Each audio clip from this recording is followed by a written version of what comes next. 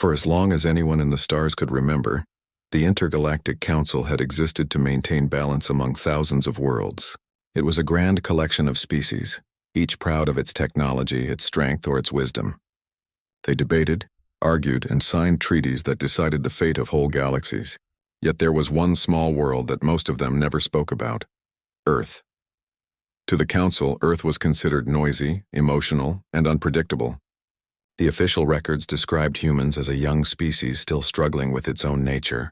They fought wars among themselves, polluted their own atmosphere, and argued about nearly everything. Compared to the calm and controlled civilizations of the stars, humanity looked like a child throwing tantrums in a universe of adults. Because of that, the Council never paid much attention to Earth. They placed it in a low-priority category, tagged as developing and non-threatening.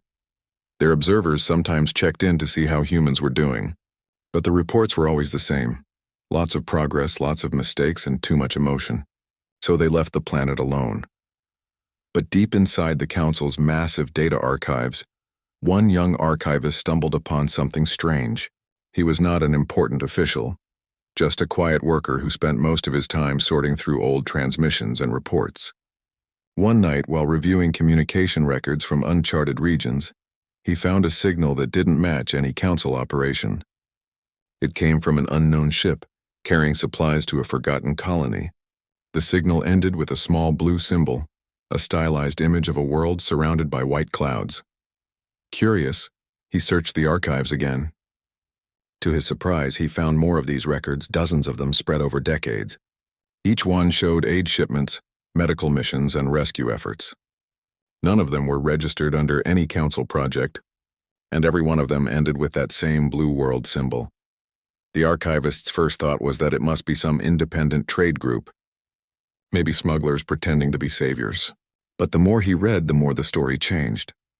The coordinates pointed toward regions the Council had long abandoned: disease-ridden outposts, broken colonies, dying stations.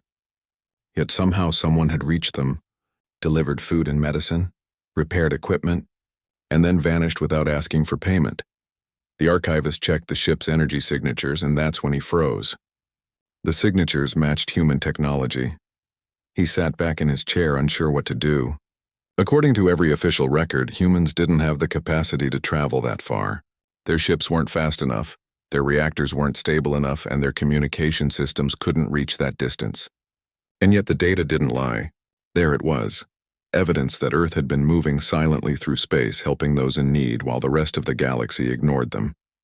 He decided to report his findings. The next day, he requested an audience with the Council's Data Review Committee. They laughed at first. The idea that humans were secretly running aid missions across the stars sounded absurd. One elder member said, "Humans can't even help themselves properly. How could they be helping others?" But the archivist insisted. He showed them the data, maps, transmissions, and the matching energy readings. The Council members exchanged uncertain looks. It was easy to dismiss rumors, but these were hard numbers. After a long silence, they agreed to open an investigation. For weeks, the Council's scanners swept through deep space, tracing the faint trails of ships that matched Earth's technology. Slowly, the truth began to form. There were indeed vessels registered under fake names moving quietly between star systems. They avoided known trade routes, stayed away from political zones, and only appeared when someone was in trouble. The Council found logs of humans repairing life support systems on dying stations, delivering vaccines to plague-stricken moons, and leaving behind energy cells for colonies cut off from supply chains. No one had ever asked them to do it. They simply arrived, did what was needed, and disappeared. When this information reached the Council's main chamber, disbelief turned into confusion. A few delegates were offended. "Are we to believe that this primitive species is cleaning up after us?" one of them asked. Others grew quiet, unsure whether to feel insulted or impressed. The Council chair ordered an emergency session. Representatives from hundreds of worlds gathered to review the evidence.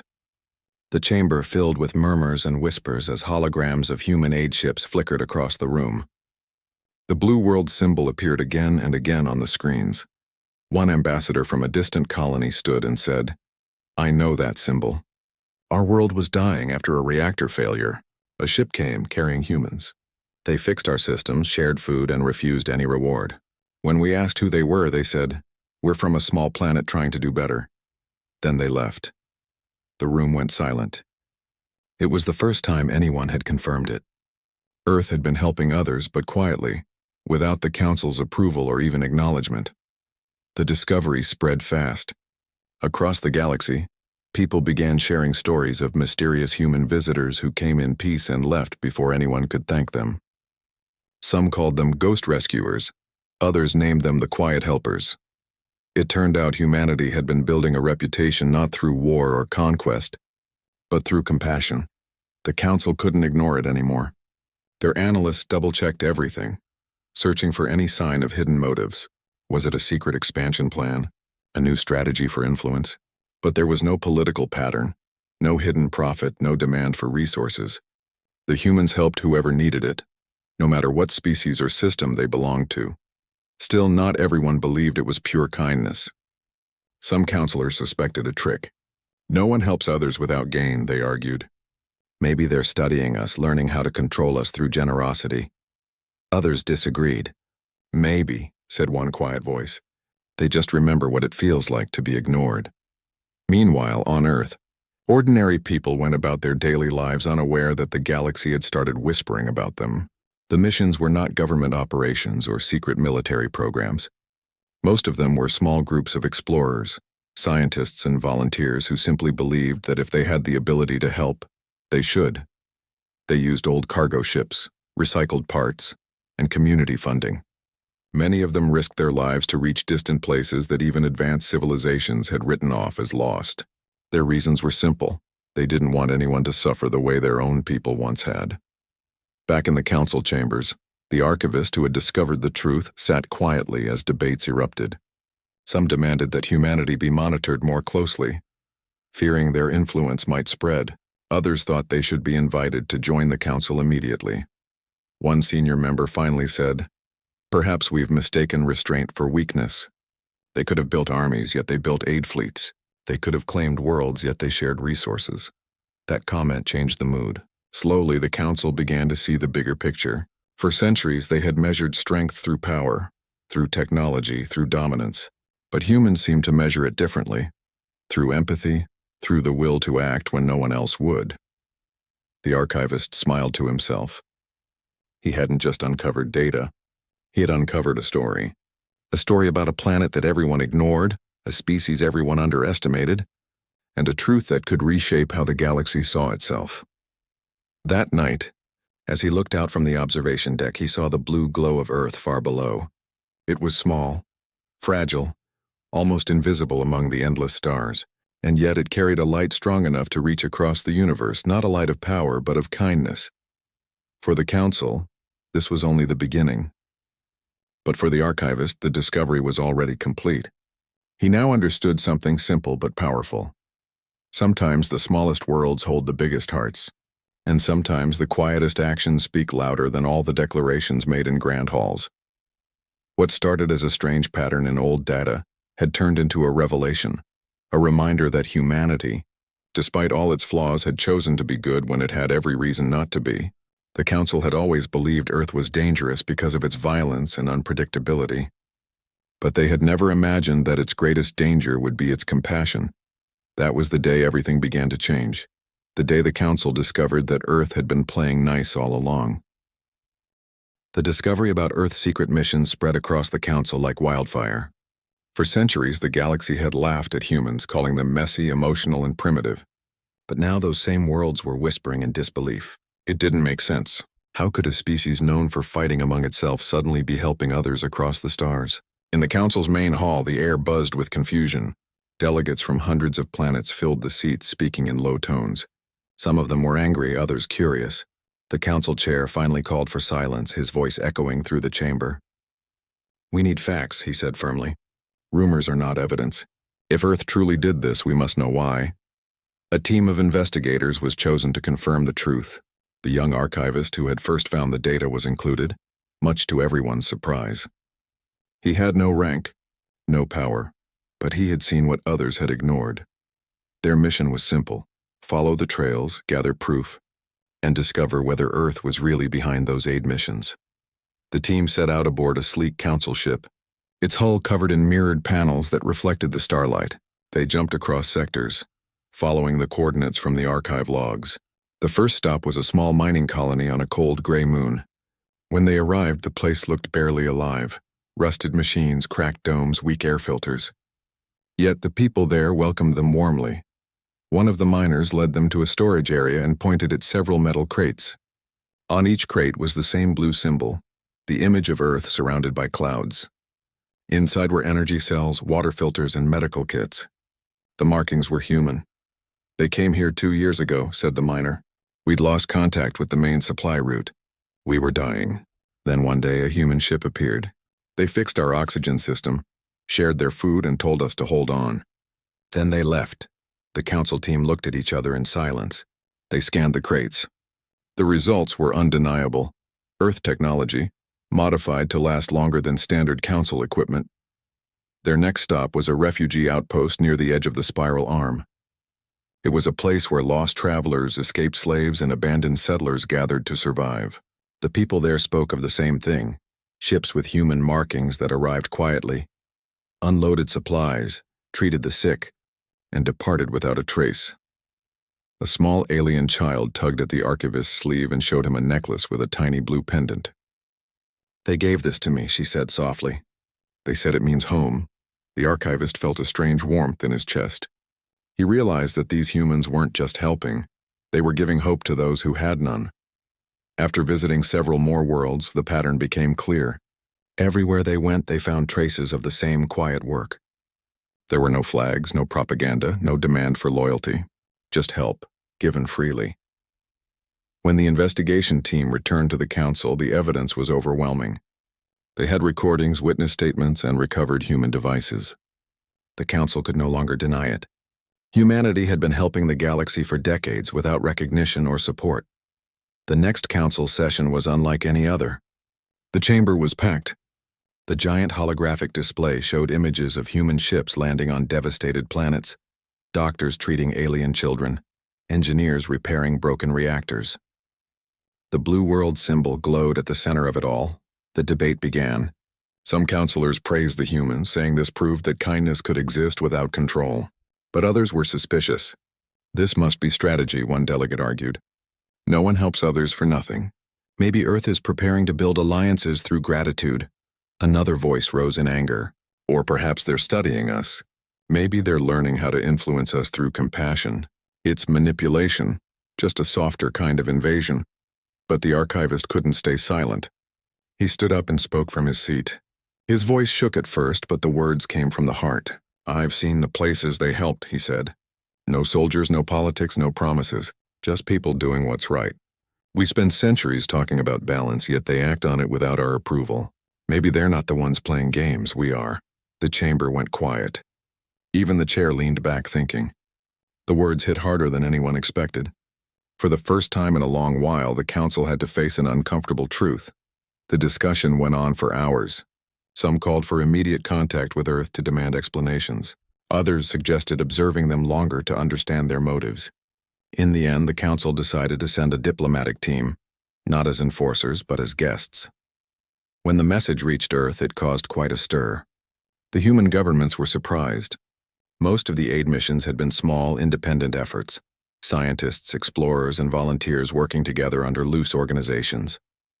They never expected the entire galaxy to notice. But when they heard that the Intergalactic Council wanted to visit, Earth's leaders agreed. After all, they had nothing to hide. When the council delegation arrived, they expected to find a planet full of secrets, maybe a hidden agenda. Instead, they found a world that looked ordinary.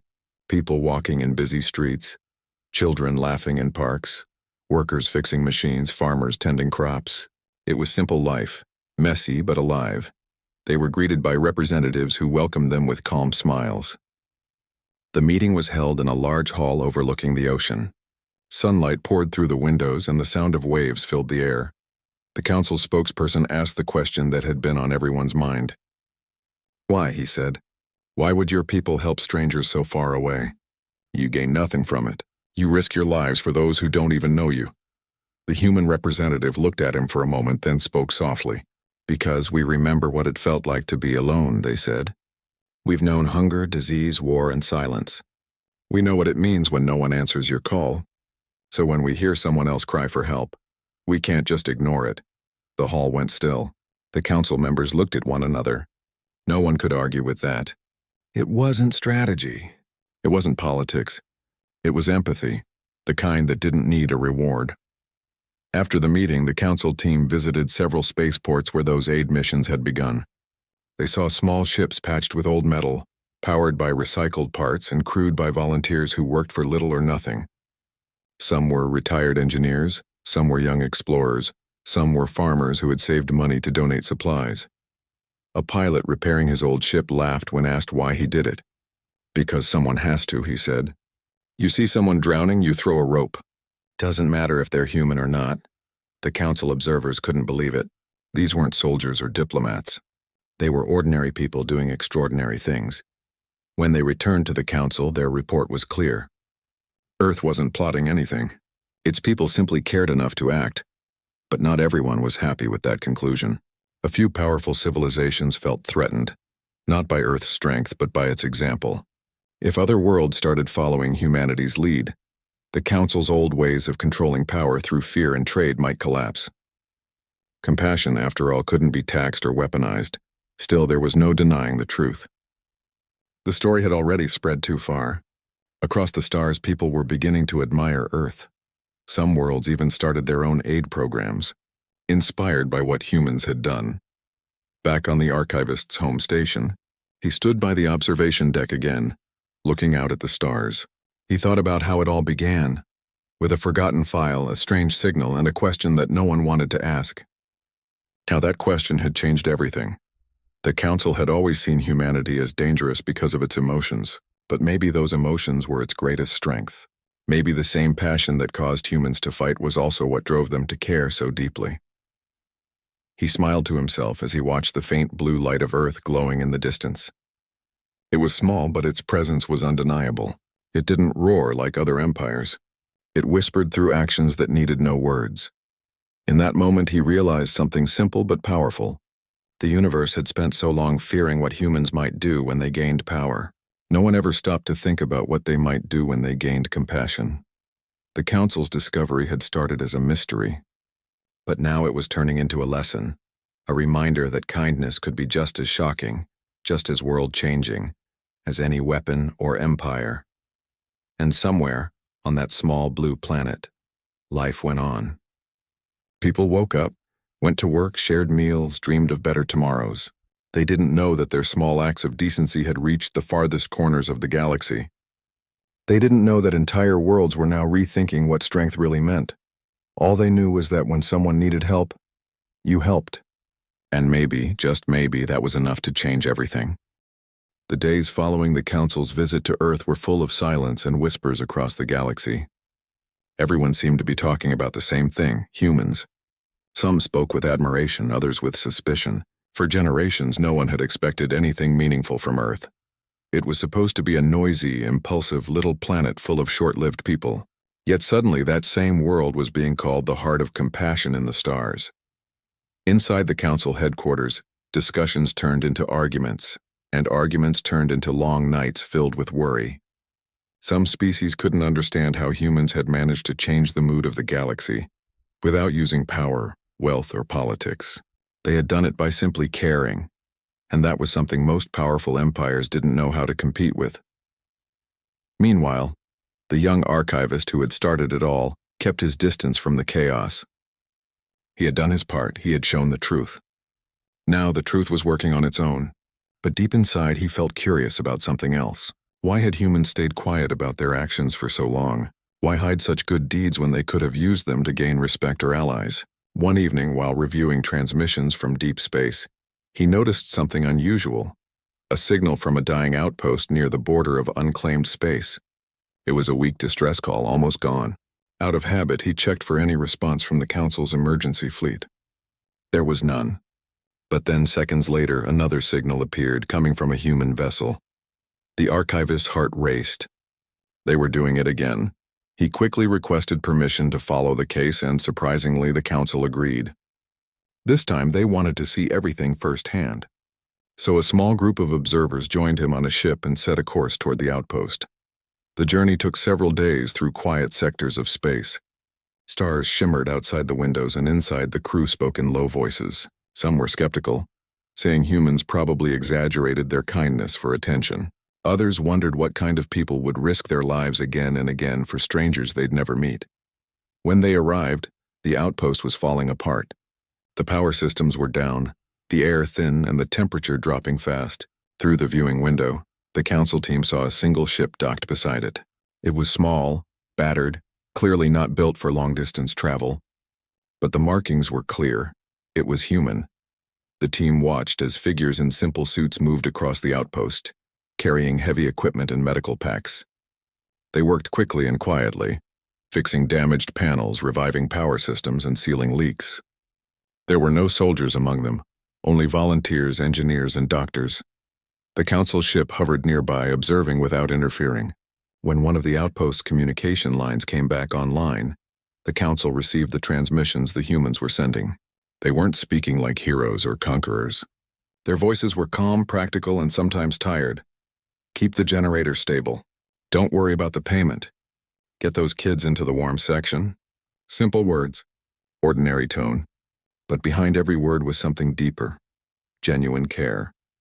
After several hours, the outpost lights flickered back to life. The rescued people, alien refugees who had been abandoned long ago, cheered with weak voices. The humans didn't stay for celebration.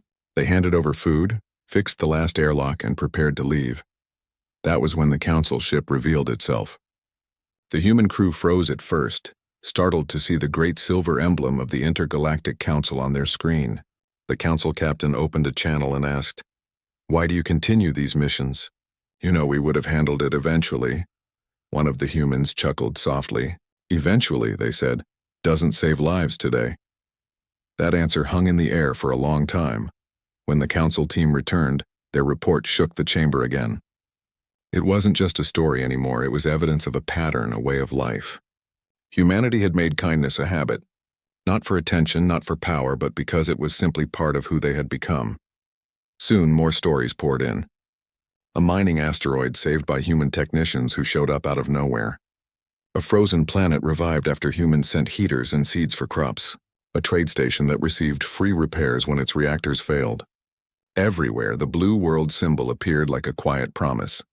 The council's scientists began studying human behavior closely. They wanted to understand the logic behind it. But the problem was, it wasn't logic. It was emotion. It was empathy, stubborn and illogical, but powerful. Some tried to replicate it by forming aid divisions in their own worlds. But soon they realized that what humans had wasn't something you could copy through orders or rules. It had to come from the heart. Meanwhile, not everyone was pleased with the rising reputation of Earth. A few powerful empires feared they were losing control of influence. They began spreading rumors saying that humans were manipulating sympathy to build secret alliances. Some even accused them of creating disasters just to play savior. The council called another meeting to discuss it. The hall was packed again, voices rising and overlapping. One representative slammed a metallic hand against the table. "They are too dangerous. First they charm us with help, then they'll control us through gratitude." Another stood calmly and replied, "Or maybe they're showing us a different kind of power, the kind we've forgotten." The argument grew heated.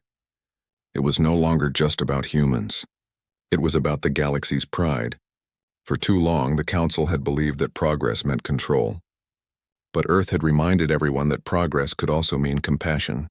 To end the debate, the chair made a decision. "We will send an open invitation," he declared. "We will ask Earth to join the council, not as subjects, but as equals. Let their representatives explain their intentions to all of us directly." When the message reached Earth, the response came quickly. They accepted. A few weeks later, a human delegation arrived at the council homeworld. Their ship wasn't large or fancy. It carried no weapons, no banners, just that same blue symbol painted near its front. When they entered the great chamber, hundreds of eyes turned toward them. Some stared with respect, others with doubt. The council chair welcomed them formally and began the questioning. Your people have been helping countless worlds. Why keep it secret? Why not announce it proudly? The human representative looked around the room, then spoke in a calm voice. Because doing good isn't about being seen, they said. When someone's drowning, you don't stop to call an audience. You just reach out your hand. There was silence again. Even those who doubted them couldn't find words to argue. Another delegate leaned forward. But don't you fear being taken advantage of? The human smiled faintly. Sometimes, yes. But helping isn't about safety, it's about choice. We've made ours. The session continued for hours, but each answer was simple and honest. No politics, no long speeches. Just clarity. And that simplicity disarmed everyone. By the end of the day, the council voted to recognize Earth as a formal ally, an independent partner known not for its armies or riches, but for its compassion. Outside the chamber, as the humans prepared to leave, crowds gathered in the observation hall to watch their ship rise. People from hundreds of worlds stood together, cheering softly.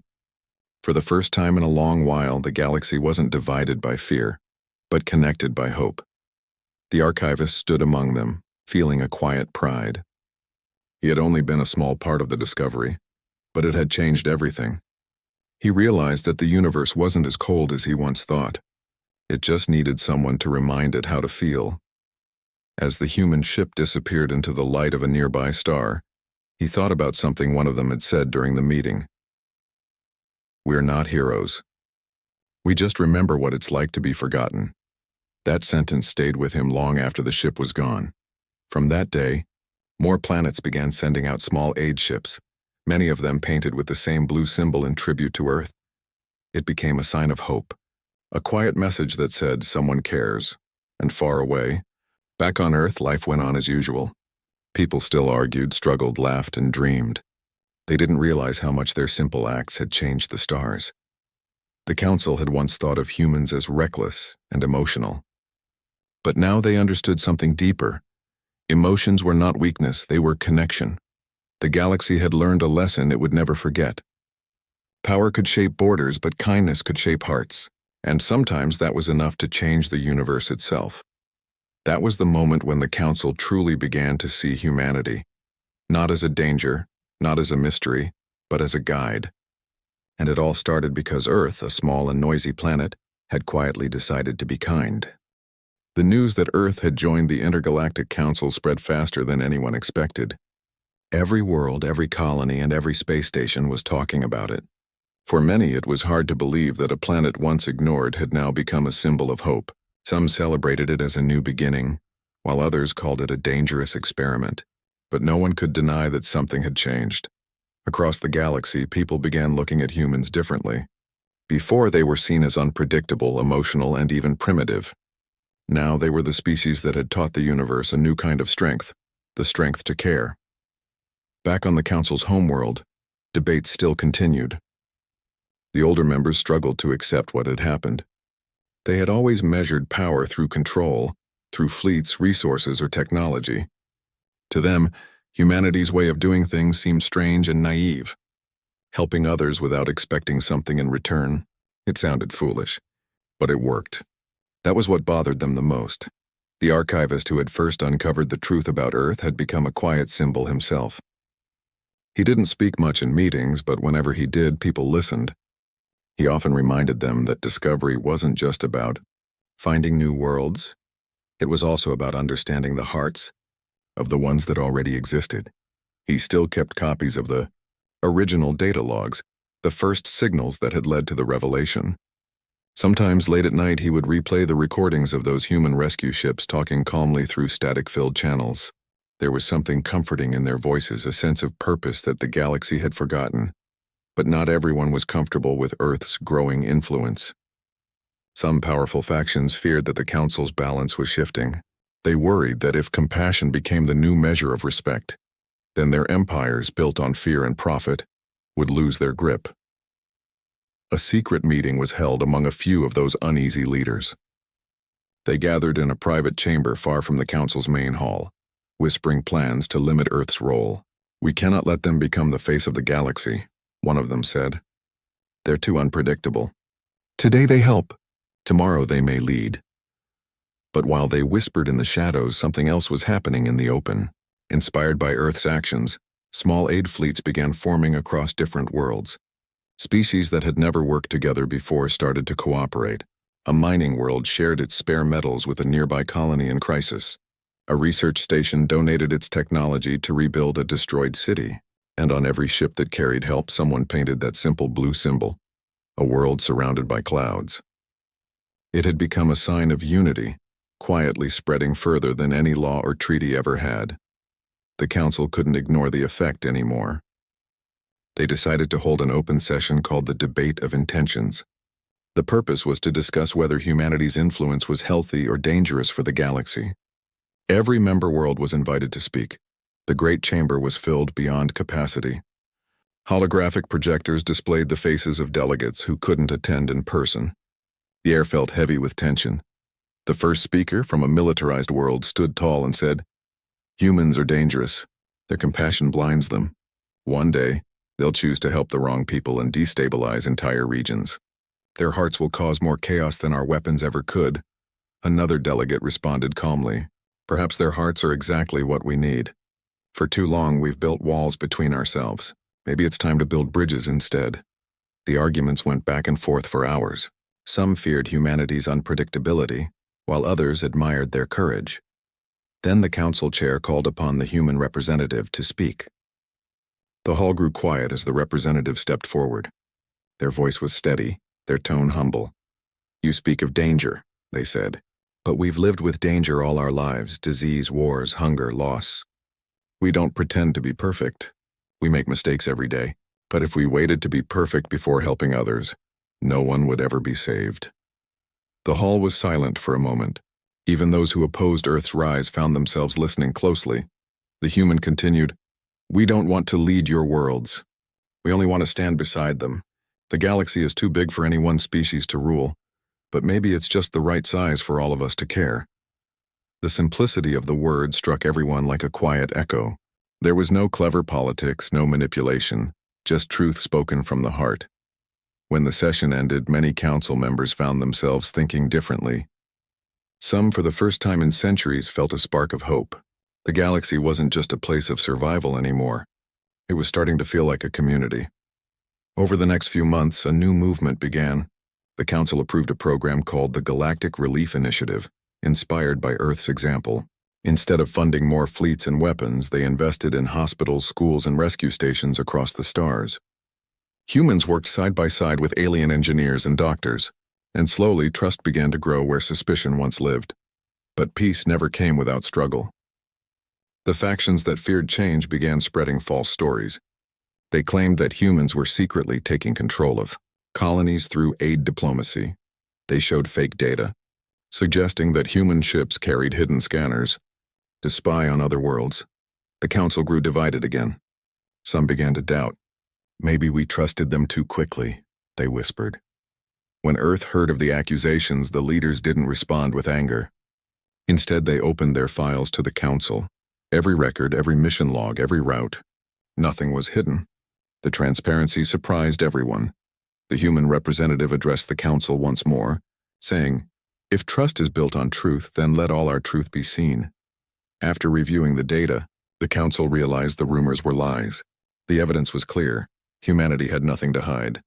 The false stories collapsed under their own weight, and the ones who spread them quietly faded into the background. The archivist watched all this unfold with quiet pride. He remembered how it had started, with one forgotten signal and a single question. He never imagined it would grow into a galactic transformation. But deep inside, he also knew something more profound was happening. Humanity's kindness was changing more than politics. It was changing hearts. In distant corners of the galaxy, children were learning about Earth in their schools, not as conquerors or scientists, but as helpers. Artists painted the blue world symbol on walls and ships. Songs were written about the kind ones from the small planet. And for the first time, peace talks between rival worlds ended not because of threats, but because both sides wanted to honor the example Earth had set. Still, the humans themselves didn't see it as greatness. On their planet, they continued living ordinary lives.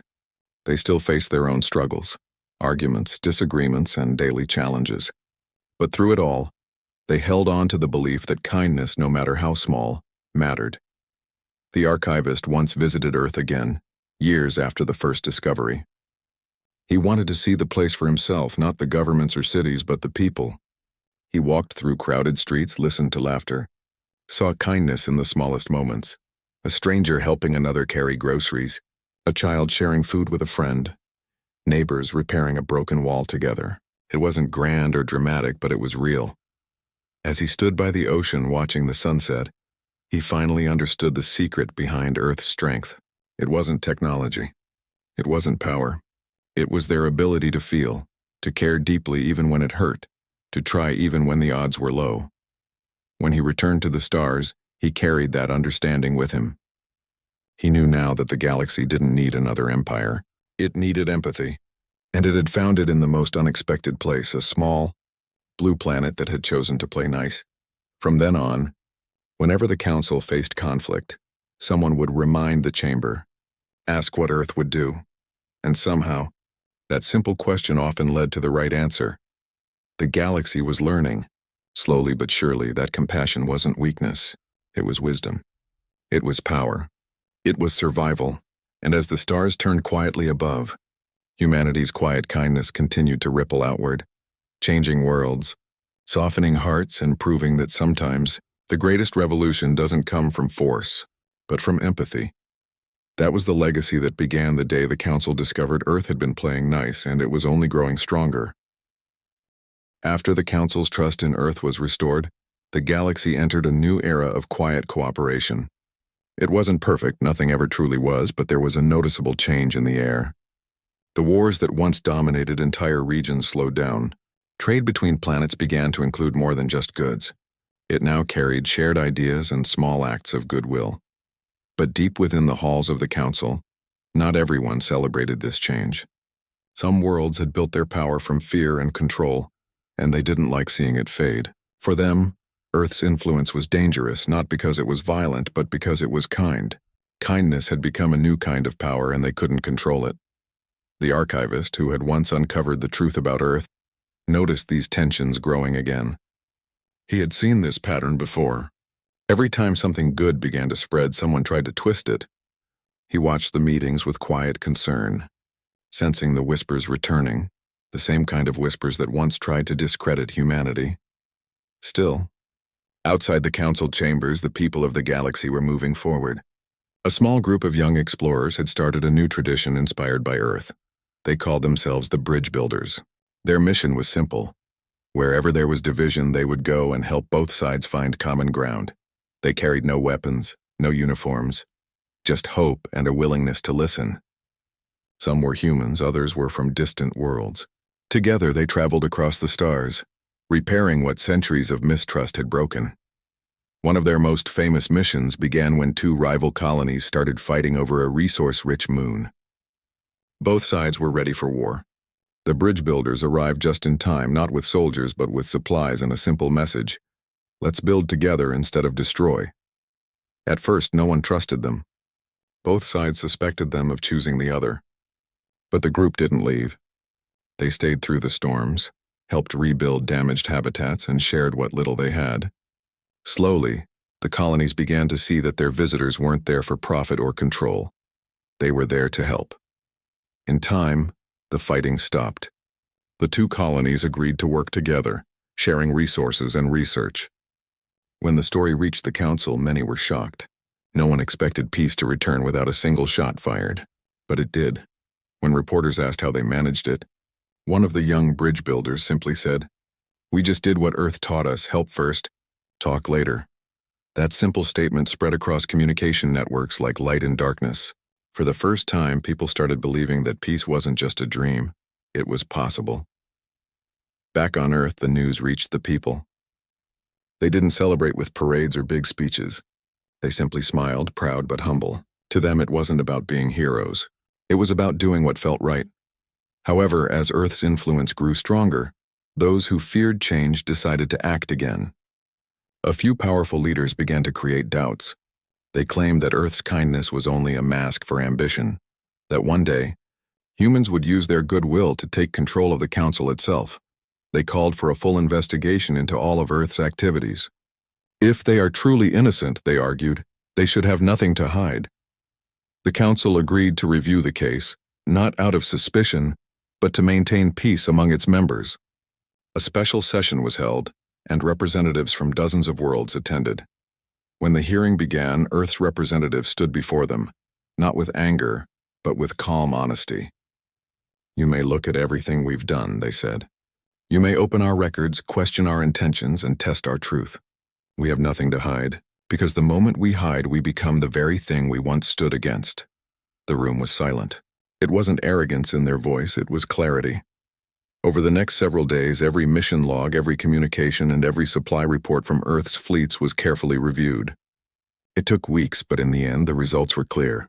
There was no secret plan, no hidden agenda, only acts of genuine kindness and cooperation. When the investigation ended, the Council released a public statement. It said, "Earth's actions have been guided not by greed, but by empathy. And empathy, as we have now learned, is not weakness, it is wisdom." That message echoed across every world. Many people wept when they heard it, not because of fear or pride, but because it was the first time the Council had spoken about kindness as something sacred.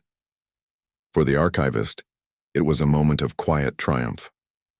He had seen this truth long ago, buried in the signals he first discovered, but to see it recognized by the entire galaxy, it felt like watching a seed he once planted bloom into something beautiful. Still, even in peace, challenges remained. Not every world could easily accept change. Some had lived in cycles of conflict for so long that peace felt uncomfortable. They didn't know how to exist without fear. So Earth and the Council began a new program, one that focused not on aid or rebuilding, but on teaching. They called it the Empathy Exchange. Small groups of humans and aliens would live and work together, learning each other's customs, stories, and struggles. At first, the program seemed simple, but it changed everything. When people saw each other as individuals, not enemies, not strangers, hatred started to fade.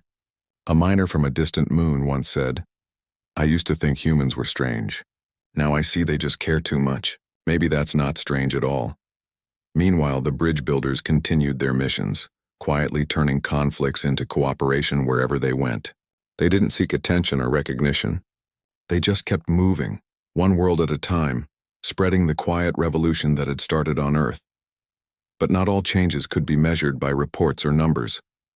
Something deeper was happening. For the first time in galactic history, children from different worlds began sharing the same dream, to visit Earth. Schools across the galaxy taught about humanity's journey, not as a tale of conquest, but as a lesson in compassion. One child, from a world of shimmering deserts, was asked what he wanted to be when he grew up. He smiled and said, "I want to be kind like the humans." That single sentence touched hearts far beyond his planet. As months passed, the archivist was asked to document this new era for future generations. He began writing what would become the most read historical record in galactic history. Its title was simple: The Age of Empathy. He didn't write about battles or leaders. Instead, he wrote about moments. Tiny, powerful moments where understanding defeated hatred. A medic who treated an injured soldier from the other side. A farmer who shared food with travelers from another species. A pilot who risked her ship to save strangers. And through all those stories, one message kept repeating: kindness is the only force that grows stronger the more you give it away. Yet, even as hope spread, there were still those who whispered that peace couldn't last. They said the galaxy would eventually return to its old ways. The archivist didn't argue with them. He knew they might be right. Peace was never permanent. But he also knew something else. Even if it broke, humanity had already taught the stars how to rebuild. One evening, as the archivist walked through the Council's observatory, he saw a new mural painted on the wall. It showed a hand reaching out across stars, offering light to another hand from a distant world. Beneath it, a phrase was written in dozens of languages: "Be kind. The universe is listening." He stood there for a long time, feeling something warm inside him. It wasn't pride, it was gratitude. Gratitude that he had lived long enough to see the galaxy learn the lesson Earth had known all along. Somewhere far below, in the quiet blue of the small planet that started it all, a group of children released lanterns into the night sky. They didn't know that their light could be seen from orbit. But it was And to those watching from the stars, it looked like the planet itself was whispering softly, reminding the galaxy of what it had once taught. Be kind. Always. The archivist smiled as he watched the light spread.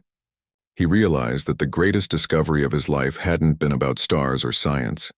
It had been about the human heart, and that heart, fragile yet fearless, had become the galaxy's greatest strength. Years passed since the Council first discovered Earth's quiet acts of kindness. By now, the galaxy had started to change little by little in ways no one could have imagined. Empires that once ruled through fear were beginning to soften. Worlds that had never trusted each other were talking, trading, and even helping one another. And through it all, the simple blue symbol of Earth, a world surrounded by clouds, appeared in more places than anyone could count. The archivist, now older, spent most of his days reviewing new reports from across the galaxy. The stories were always the same, yet always new. A small crew of humans had arrived at a planet suffering from drought and delivered water purifiers. On another world, humans helped rebuild a school that had been destroyed in a storm. A lone doctor treated patients on a forgotten moon where no one else dared to go. Each story reminded him that Earth's influence wasn't about conquest or power. It was about care. And care, unlike weapons or fleets, had a way of growing stronger over time. One morning, the Council received a message from a distant star system that had never interacted with humans before. Their language was broken through translations, but the message was clear. We saw the blue symbol. We trust you. Please help us. The Council immediately assembled a team to respond. Humans were chosen to lead the mission, and the archivist watched as they prepared their ships. He had seen these efforts many times, but something about this felt different. This world was far, almost forgotten, and yet the humans didn't hesitate. They packed supplies, loaded their ships with volunteers, and set out into the unknown. The journey was long, and the challenges were many. Asteroid fields, harsh storms, and technical failures tested the crew at every turn. But every obstacle was met with determination, not frustration. They didn't complain. They didn't argue. They simply worked together, finding solutions and encouraging one another. When they arrived, the world was worse than anyone expected. Crops had failed, water sources had dried, and the population was weak from hunger and illness. The humans didn't flinch. They immediately began distributing water, medicine, and food. Engineers repaired broken water pumps, doctors treated the sick, and volunteers helped rebuild homes. The local people watched in disbelief. They had expected strangers to exploit them, take their resources, or leave them worse off than before. But the humans only gave, helped, and encouraged. By the time the crew was ready to leave, the people of the planet were thriving again. The Council received detailed reports of the mission. Every step was documented and every action was transparent. Even the skeptics had to admit that there was no hidden agenda. Humans were not seeking control or influence, they were simply responding to a need. Back on Earth, life continued as usual. People went to work, took care of families, and helped neighbors. The world hadn't changed dramatically. It was still full of ordinary people living ordinary lives. Yet in their quiet way, they had changed the galaxy. The archivist often thought about this. The contrast between Earth's simplicity and the galaxy's complexity was striking. The galaxy had fleets, armies, and empires, yet it was the small, ordinary acts of humans that had caused the most extraordinary change. He remembered something one human volunteer had said years ago during a mission. We can't save the whole universe, but we can save someone. And sometimes that's enough. Those words had echoed in his mind ever since. He realized that this small phrase held the key to everything. Humanity hadn't needed recognition or power. They simply acted where they could. And because of that, the galaxy had begun to act differently too. As the years went on, the impact became even more evident. Conflicts that once seemed inevitable were avoided because leaders remembered Earth's example. Children learned that helping others was a strength, not a weakness. Artists painted murals of the blue symbol, not as propaganda, but as a reminder of what was possible. Even those who had once feared humans began to respect them. A military leader from a distant empire admitted privately, "I spent my life preparing for war, and now I see that the greatest victories come from saving lives, not taking them." The archivist smiled when he heard that. He knew it wasn't just humans teaching the galaxy. It was a lesson that the galaxy was learning itself. One quiet evening, he walked to the Council Observatory, as he often did, and looked out at the stars. He thought about the first signal he had discovered years ago, the small anomaly that no one had noticed. He remembered how it had led to a journey that changed everything. He thought about the humans he had met, the doctors, the engineers, the volunteers, and the children who simply wanted to help. He thought about the countless acts of kindness scattered across the galaxy, each one small, yet together forming a tide that could not be stopped. And he realized something important. The galaxy was still far from perfect. There would always be conflict, fear, and mistakes. But humanity had proven one undeniable truth. Even the smallest acts of goodness could ripple across the stars, changing minds, hearts, and worlds. He remembered the phrase painted on the mural in the council hall. Be kind. The universe is listening. It was true. The universe had been listening. In the final council session of that year, Earth's representatives were invited to speak. They did not arrive in grand ships or wear ceremonial robes. They stood among the delegates, ordinary in appearance but extraordinary in presence. One of them addressed the chamber. "We do not seek power," they said. "We do not seek recognition. We only act where we can. Our world is small and we are many, but even the smallest actions can matter. That is why we help. That is why we continue to care." The room was silent. Every delegate listened, not because they were ordered to, but because they wanted to. They wanted to understand the simplicity and the power behind such words. When the session ended, delegates spoke quietly among themselves. Many were changed. Many were inspired. Some admitted they had learned more from humans than from all their history lessons, laws, and treaties combined. And far away, on the quiet blue planet, life went on as usual. Children ran through streets and fields, families shared meals, and neighbors helped one another without expecting anything in return. Humans still had disagreements, still faced problems, still made mistakes, but the spirit of care, courage, and empathy ran quietly through everything they did. The archivist realized then that the story was not about humans alone. It was about a choice, the choice to act with kindness even when no one is watching, to help without expecting reward, and to hope when hope seems impossible. That choice had spread, quietly but steadily, throughout the galaxy. It had reached distant worlds, influenced leaders, inspired young people, and reminded every being that even in the vastness of space, small acts could have great meaning. As he looked out at the stars, he saw countless lights twinkling in the darkness. Some were distant ships, some were planets, some were stations where humans had left their mark. But all of them were connected, part of the same chain of hope that began on Earth. He smiled, knowing that the galaxy had learned something it had long forgotten. Strength was not just in fleets, technology, or dominance. True strength was in courage, compassion, and the willingness to act. The universe was not perfect, and it never would be. But it had begun to change, and that change had started with a small, quiet planet that chose to play nice. And as the stars turned slowly above, the archivist whispered softly to himself, "Sometimes, the smallest worlds hold the biggest hearts, and sometimes kindness is the most powerful force in the universe." And with that, he knew the story would continue, not in grand battles or great speeches, but in countless small, quiet acts of care that would ripple across time and space, shaping the galaxy for generations to come. The day the Council discovered Earth had been playing nice was not just a single day. It was the beginning of an era, a reminder that even in the vastness of space, compassion could shine brighter than any star.